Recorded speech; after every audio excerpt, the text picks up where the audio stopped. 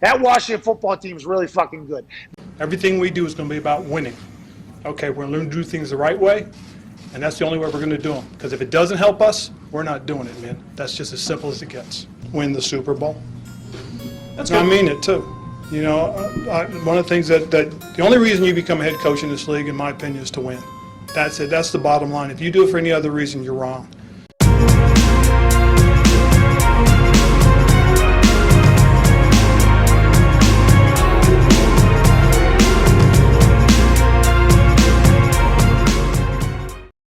Hey Washington football fans, welcome back.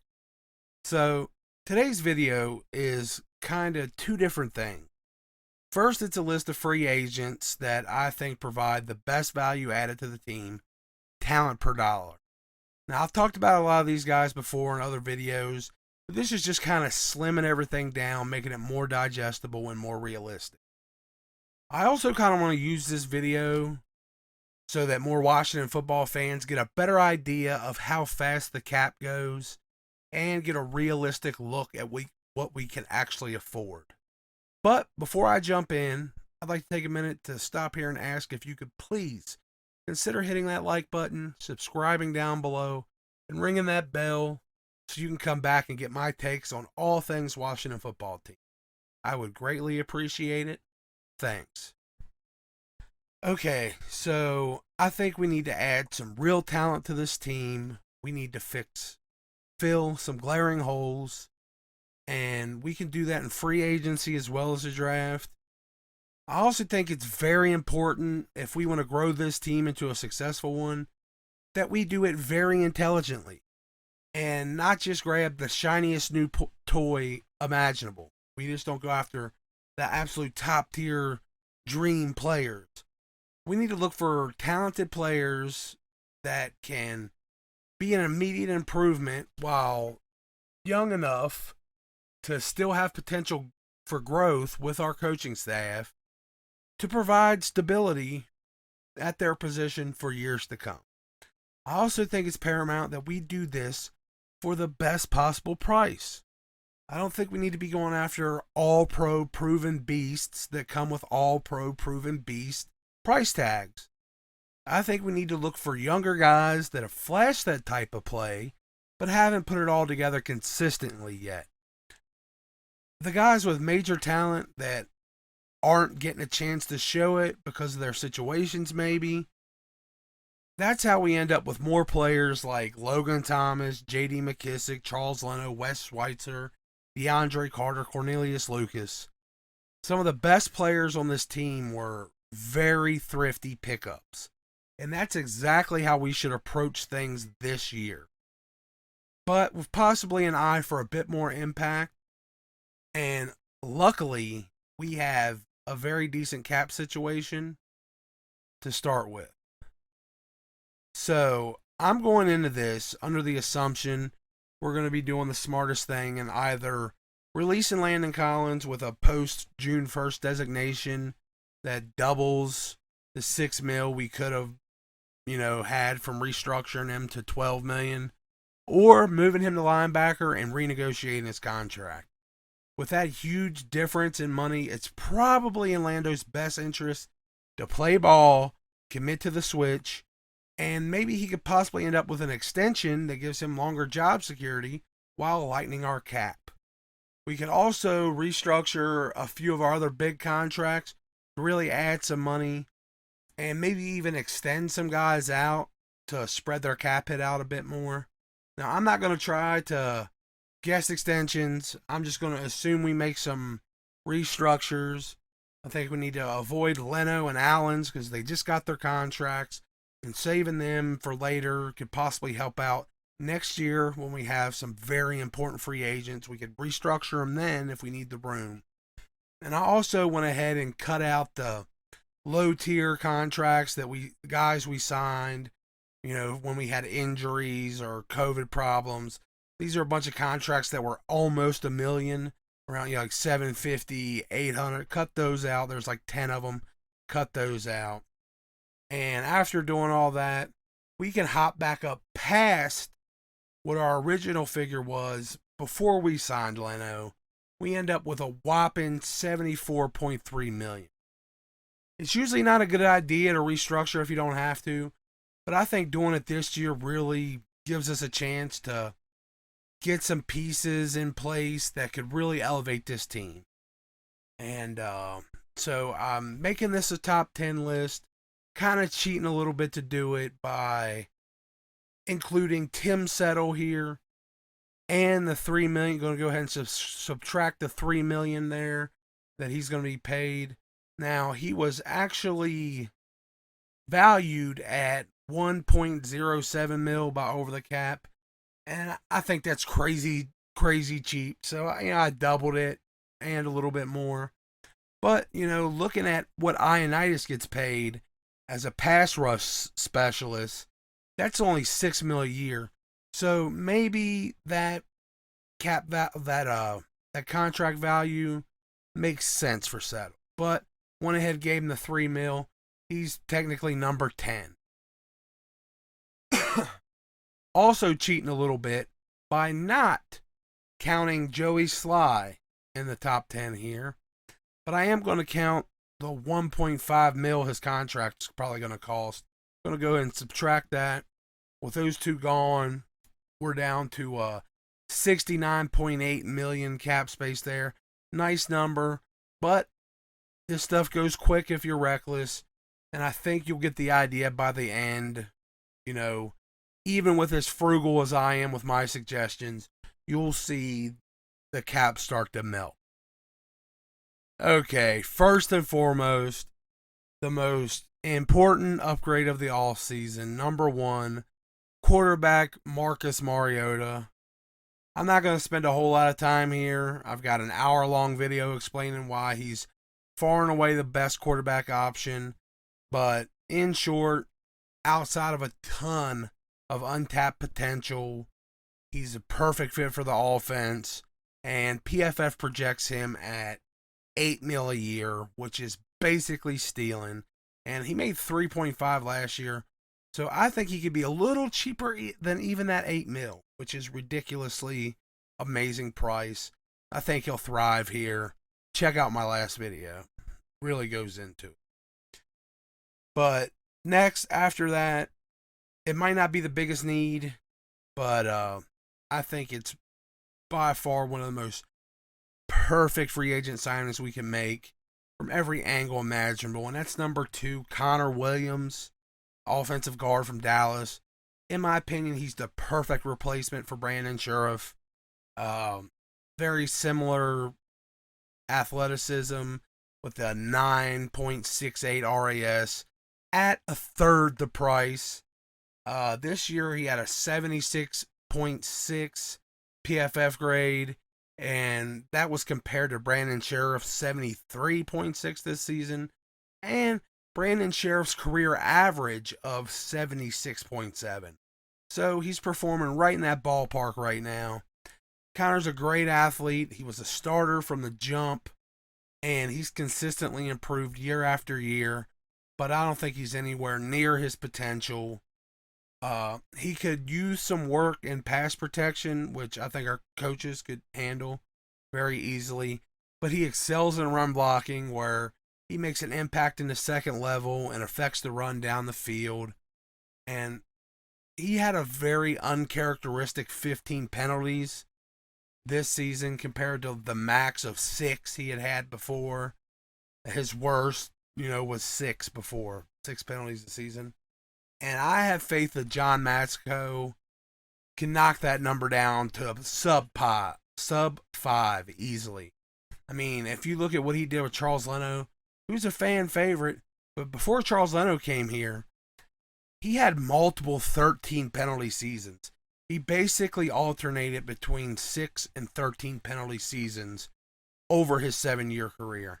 And Matsko got him down to 1 penalty all year. So I don't think that would be a problem at all with Connor Williams.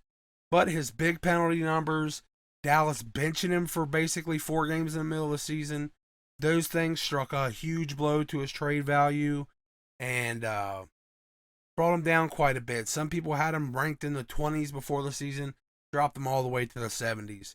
PFF has him at the 38th highest ranked free agent, but they have his contract valued at $6.6 million a year. Like I said, a third of what Sheriff was making this season. It's an absolute steal. He stacks up very well to Brandon Sheriff, but he's just now hitting those prime breakout guard years where he's going to be the best blend of athleticism, health, and experience. And going into his 5th season, he's just 25 years old. But when it comes to offensive line success, a huge part of it boils down to chemistry with the man next to you. And Williams comes with a huge added bonus of having built-in chemistry with our breakout rookie right tackle, Sam Cosmi, who he'll be lining up next to as the right guard. Now, they have chemistry from their time in Texas together. They're both Longhorns, played together side by side on the line. This is an aspect that doesn't just boost the overall offensive line. It could be a big boost to Cosmi going into his 2nd season, reunited with his former teammate. I think it could really unleash both of them. They could really, really help them both out. And I think Connor is the absolute smartest free agent signing we can make outside the quarterback position. I think he's got potential to be a far better starter than Wes Schweitzer. No offense to Schweitzer. It gives him a chance to stay at the swing role where he's shining. And I also think that Connor's grading, this year before, and the fact that he's $4 million cheaper than some of the other guys like James Daniels. People want James Daniels. He's $10 million a year is what he's going to make. If you look at the fact that Connor's grading higher, he's performing better, and he's $4 million cheaper, I think it really, from a value standpoint, it's a no-brainer.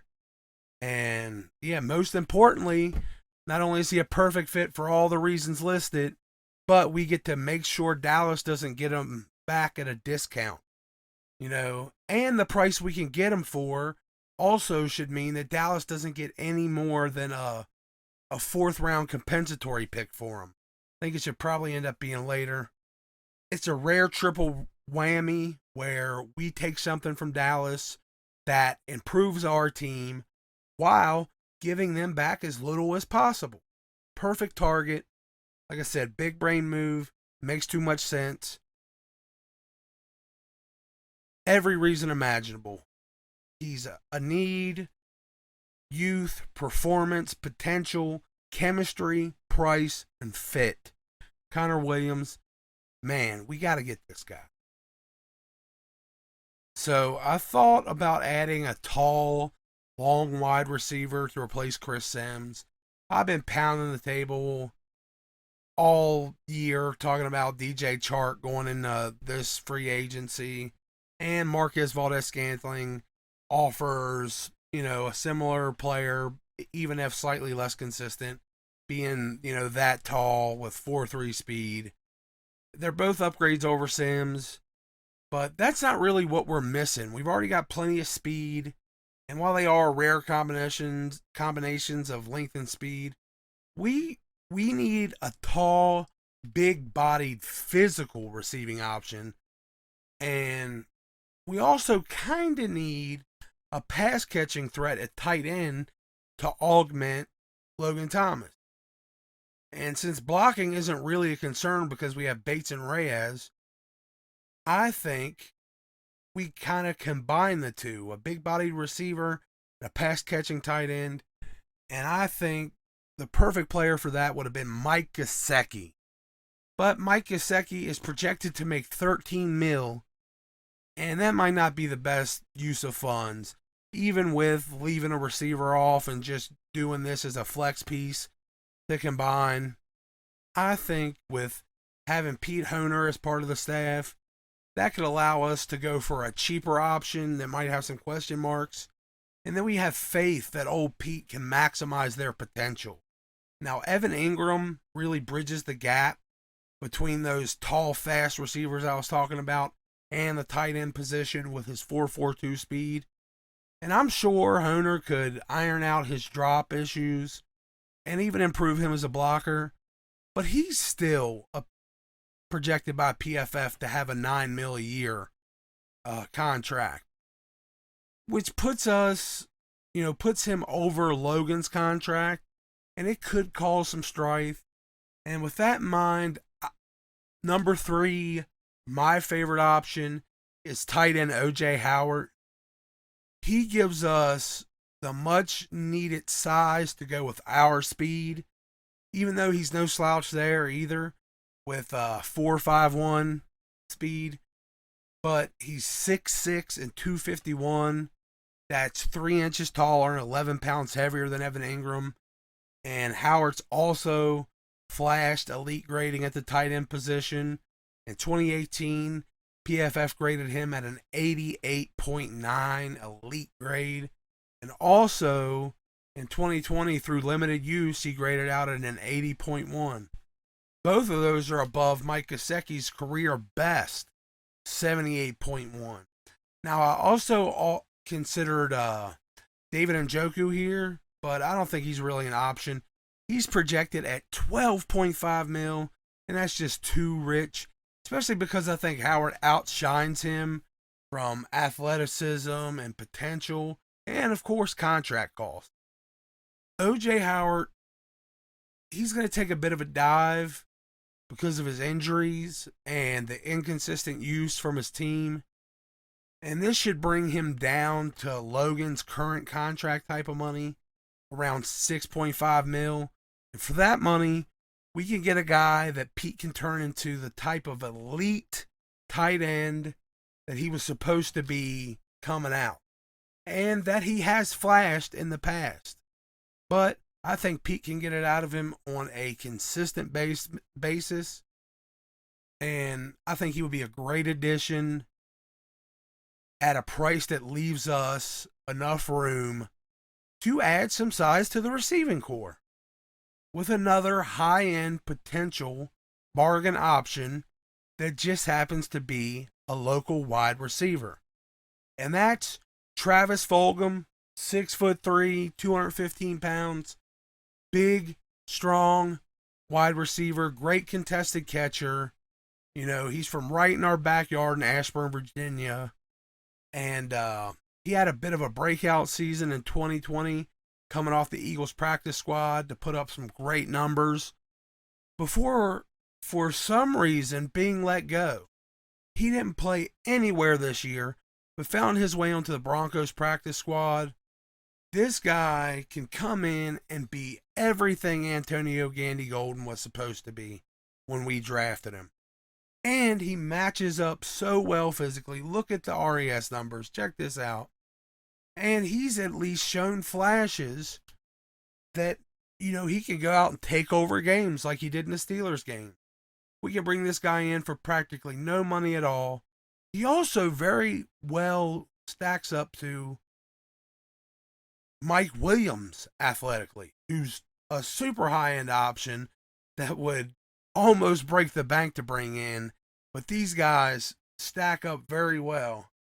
This is a homer at the league minimum kind of money, and a player that could come in and make a huge impact. I think perfect complementary piece, for our wide receiver core, for whoever's under center. He's a guy to pick up those tough yards and move the chains, who can catch it in traffic. And let's just say his contract might be $1 million a year. Maybe. Probably closer to $750 a year. Hell of a value. This guy would be a great add to the team. The last sort of offensive piece is one that won't wow anybody from a name standpoint. Actually might make some guys mad because of he's a replacement for a free agent that came in last year and kind of won over the fans. And, some people think he won over a contract for some bigger money this year. But I think we have an opportunity to get younger, faster, bigger, cheaper, and possibly even better. Oh yeah, and he's local. Once again, I'm going to bang the drum for former Virginia Cavalier from Charlotte Courthouse, Virginia, Joe Reid. Number 5, Joe Reid. He's 6 foot tall, 225 pounds. He had an official combine 40 time that just edges out the 40-pound lighter and 4-inch shorter DeAndre Carter with a 4.47 to Carter's 4.48. You could see how these guys stack up from the RES score standpoint. This year, Carter was a top-tier return man who finally flashed, scoring his first 3 receiving touchdowns of his career, his first return touchdown since being undrafted in 2015. Reid was first team All-ACC in college. He won the Jet Award for the nation's best returner in college, and he put up 3,042 return yards, 5 return touchdowns in 4 seasons in Virginia.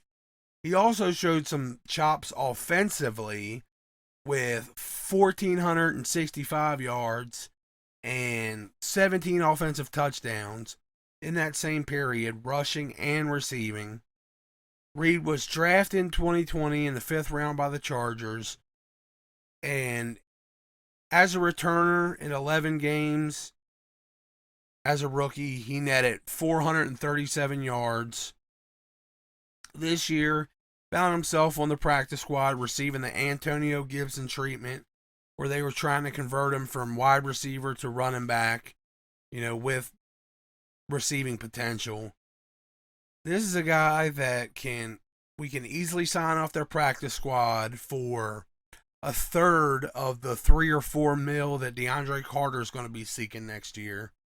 Now, $3 mil might seem inconsequential as far as the NFL goes, but kick returner / gadget isn't somewhere you want to be spending a decent amount of money, especially when there's a cheaper option with more potential for position versatility and a guy that could not only return kicks at a high level, but could possibly fill in for, your starting running back and Antonio Gibson. He's got a very similar skill set there.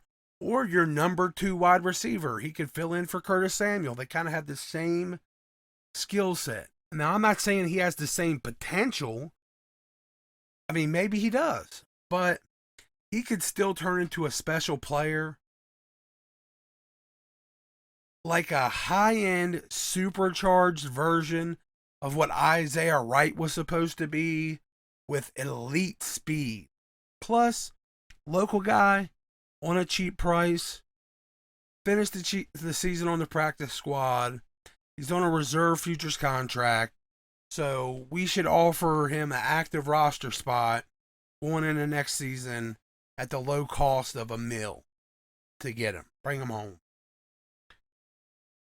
Moving over to the defensive side of the ball, the safety position is screaming for improvement.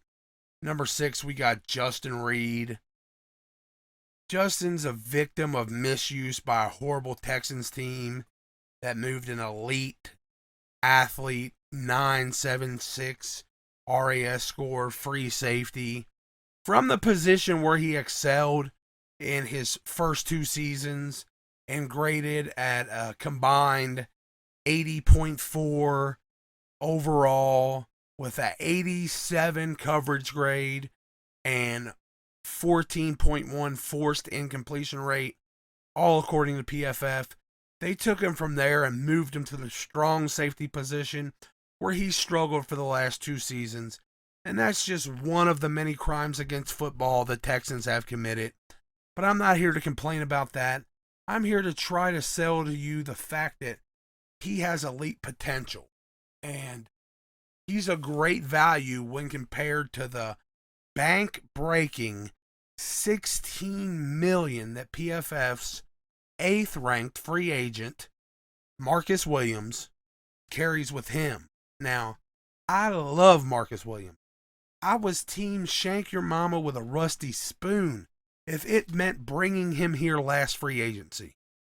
That was before the New Orleans Saints used their ties to voodoo magic and apparently did some kind of crazy blood sacrifice of Drew Brees and Sean Payton's career just so they could add that $10 million franchise tag to their already negative $100 million cap space.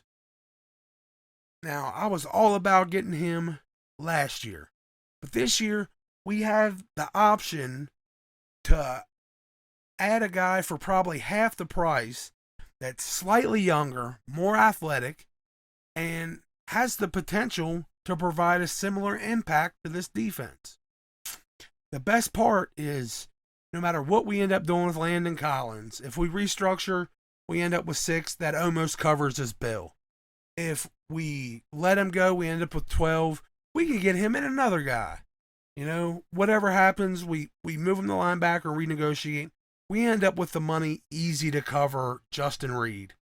And he's projected to go for $9 million. I suspect it'll be closer to 8. And that's a number that's close enough that we shouldn't even consider the $6 million that Bobby McCain is projected to be asking for. Justin Reid has vastly more potential. He's turning 25 next season with his best football ahead of him. And McCain's turning 29, and he's about 4 seasons past his peak. I think Reid would be the perfect addition as a guy that can play deep, cover well. He just fits what's needed from, more of a modern safety roles. And even if we hit the jackpot and land Kyle Hamilton in the draft, with the kind of chess piece that Kyle Hamilton is, and Del Rio's love of 3 safety sets, we'd give ourselves an absolutely scary elite lineup at the safety position with Curl, Reid, and Hamilton. That would be lights out, and it can match up and cover just about anything the NFL could throw at us and really handle and confuse some people. Just shut some teams down. Outside of safety, probably even ahead of safety, our biggest need on defense is the linebacker position. I mean, luckily this is a great draft class to address linebacker. I think we need to do it with multiple picks, high picks like 2nd and 4th rounders. But we're just in a bad way at linebacker, and the pickings are slim in free agency. We had 4 outgoing free agent linebackers. Honestly, none of them were worth re-signing, and we definitely need to add depth and quality of play to the position. We need to upgrade there, and we just need more talented linebackers. Now, Jacksonville Jaguars' Miles Jack is rumored to be a possible cut candidate. That guy's a super freak athlete, and if he's out there, depending on what his price is, shouldn't be too crazy. He hasn't really lived up to his potential, but if he's out there, he's got to be a prime target. I love Leighton Vander Esch. I would think that even with his injury concerns, he made it through this season, played good. I would think he would be a prime target, but he's actually projected to be a little expensive at 8.5. So I probably pass on him. And we just basically need to get some at least mid-level guys, like get some good guys in the draft, and then get some mid-level veterans higher than what we had. We had trash tier veterans. We at least need competent play at the linebacker position. And there's players out there to do it.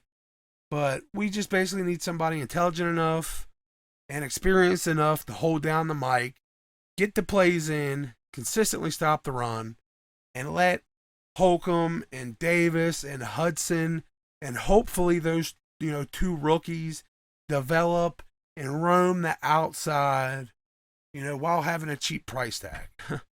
And I think the perfect guy for that at number 7 is Rashaan Evans. Over the cap has him at about 2.5 mil, and that would be awesome. But I think he's probably in a similar vein as Jarrad Davis from last free agency, as a former first rounder that got his 5th-year option turned down. He ended up going for $5 million a year, but he went to the Jets, and everybody squeezes the Jets for a little more. So let's call Rashaan Evans $3 million. The $3 million would be a great price. I think all of Evans' shortcomings were little mental mistakes, and that'll go away with a little more maturity, possibly a change of scenery and coaching. Now, I know Mike Vrabel is a linebacker himself, but maybe Ron and Jack can combine to better help unlock Rashaan Evans' potential, and reuniting with the guys that were in front of him at Bama, that all helped each other end up being first-round picks, could be a huge boost too. And bringing in an old friend could be another way to help smooth things over with Payne and Allen on in the next season. Even though I really don't think that's an issue anyway. Like, I think they're probably already back to normal. I mean, brothers fight, like they said. It just happens. And I think if we bring him in, put him back with those Bama guys, they get back into that Bama state of mind, it could be a huge boost. And I think Evans could very well come here and be a London Fletcher 2.0. I know that sounds crazy. He hasn't really shown it, but he's had flashes. He's had flashes where he's a elite penetrator in that backfield, disrupting plays. He's good enough in coverage. He's got the athleticism. Yeah, I think he could come here and give us a really strong presence in the middle of that linebacking core. And at worst, I think he provide a great rotation piece, with these possible draft picks. But I'm looking optimistic. I think he could be a really good player that would stick on here for a while. Plus, he's only, I think, turned 25, 26. So much potential left. So, at this point, we've spent $34 million. And after restructures, we still have a very nice $35.7 million left. So, in this season, it was evident early on and throughout, we still need secondary help. William Jackson III wasn't able to shine until Del Rio switched up the coverage and allowed him to play man coverage. And I don't think we should move on from him or anything, because quality cornerbacks are hard to come by. But it might be better to move him to cornerback too, so he can adapt to the scheme under less pressure. And while he does that, we need to look to bring in a better scheme fit. Regardless of what we do with him, we need to beef this secondary up somehow. Now, another veteran would definitely help Ben St. Juste. It would give him more time to develop. And you can never have too many good cornerbacks. So bringing in a new corner, there's no downside from it. So the highest talent scheme fit in free agency is Carlton Davis III. And he's possibly the best zone coverage corner in the NFL at 25 years old. This guy would be a dream to pick up. He could plug right into the defense and completely change the complexion immediately. The problem is he's a very likely candidate to be franchise tag. And even if he's not, he's projected to be looking at $19 million a year in whatever contract he lands. Now, in this situation, we have the cap space to bring him in with $15 million to spare. Well, more like $12 million after we sign our draft picks, but we have the room. But that's not a lot of room going into next year when we have to re-sign Terry, Montez, Duran, and Matt Ioannidis, and Holcomb. So that's not a lot of room. So while combining William Jackson III and Carlton Davis III in Washington's third line of defense would be amazing, it might not be the best idea. And is only possible if we did do those restructures. I mean, but it is doable. I mean, he is a great player. It is doable. Luckily for us, there's a slightly unconventional option out there that we got a first-hand look at this year and last year that's actually outgraded Carlton Davis III overall the past 2 seasons. And he's projected to be half the price. That brings me to number 8, who is DJ Reid Jr. from Seattle. Now, he doesn't look like the prototypical modern NFL cornerback at only 5'9", 188 pounds. But this dude is a beast. And like I said, we got a first-hand look last season and this season. Last season, he basically shut Terry down. Now, we talked about, a lot about how William Jackson III did, pretty much drawing with Terry, but still looking good. Well, this guy went up against Terry and allowed just 2 catches out of 5 targets for 7 yards. He did so well that when we went up against him this year, we pretty much stayed the hell away from him. We only targeted him once. We got lucky and ended up with 12 yards, but we knew better. We learned our damn lesson. We just stayed away from him because he got an interception that first game too. He is a beast. Now, this wasn't just a fluke of him having his best game of his career against us like some players have had. We've kind of had that luck. In his last 2 seasons, he graded out at a 73.1 and a 78.6 compared to Carlton Davis III's 67.6 and Devils PFF grade of 66.6. Now, they've both missed some games. Both of them end up playing a total of 24 games in the last 2 seasons, so it's apples to apples. It's straight up weird how it worked out like that.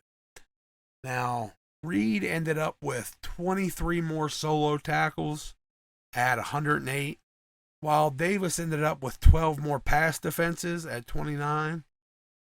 But Reid still ended up with a lower completion percentage allowed with a 56 versus Carlton Davis's 59.5.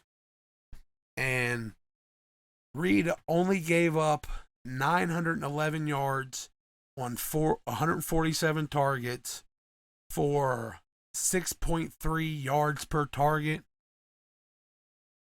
That worked out to be a 71.8 passer rating allowed to Carlton Davis, who had given up 1,277 yards on 175 attempts, or 7.1 yards per target, and a passer rating allowed of 85.4.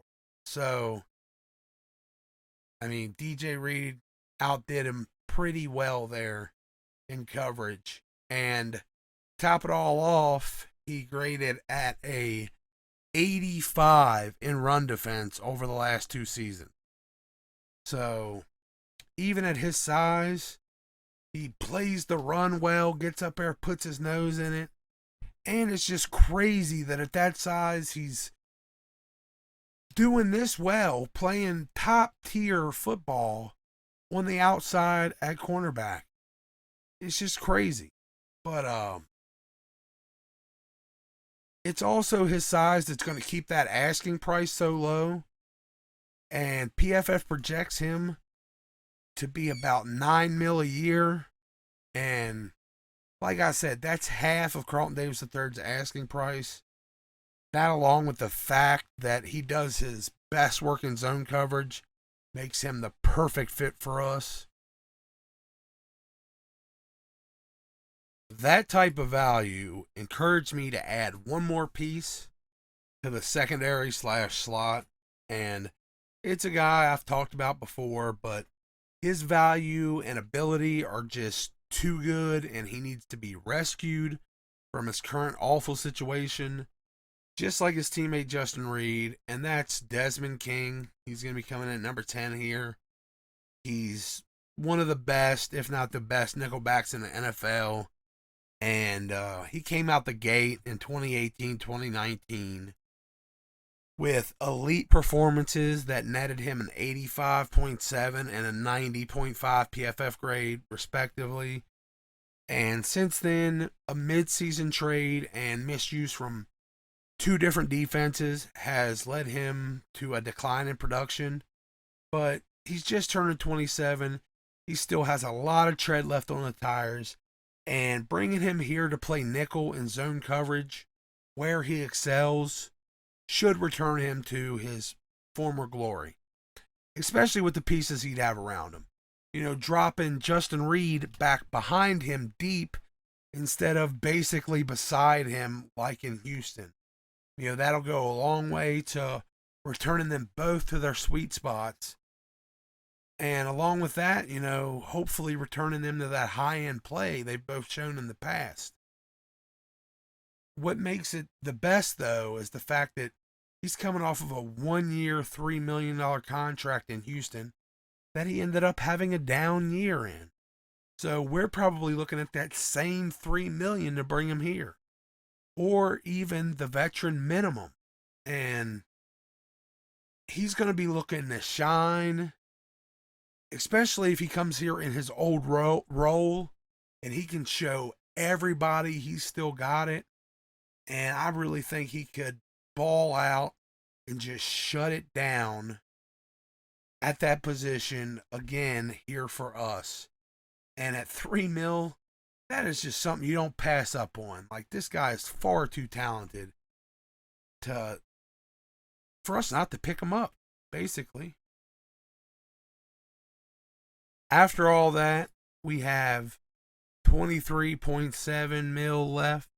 Well, actually about 20 even, because draft signings usually account for about $3 million.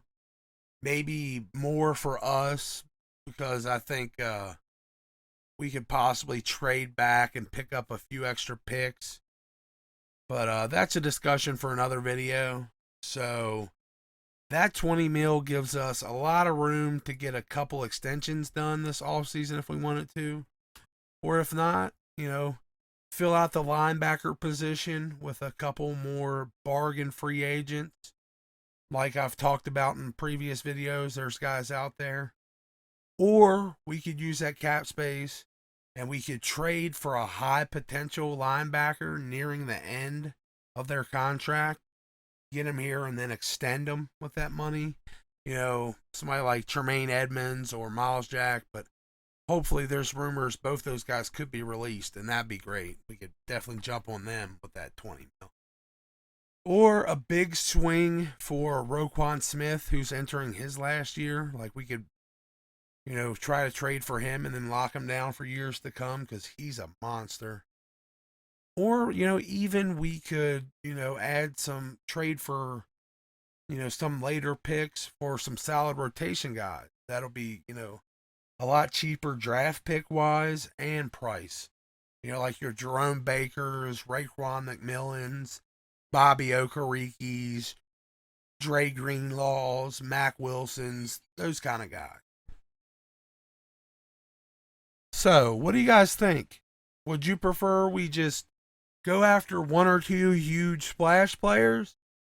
Or do you like my approach of trying to upgrade as many spots as possible? Even if it's not with the biggest, flashiest names out there, you know, this way we kind of lift the whole team up. But let me know what you think down below. Go ahead and hit that comment section up. Let me know who you'd like to see come here. And yeah, don't forget to hit that like button, subscribe down below, and ring that bell so you can come back and get my takes on all things Washington football team. And if you watched it this long, I love y'all. Peace.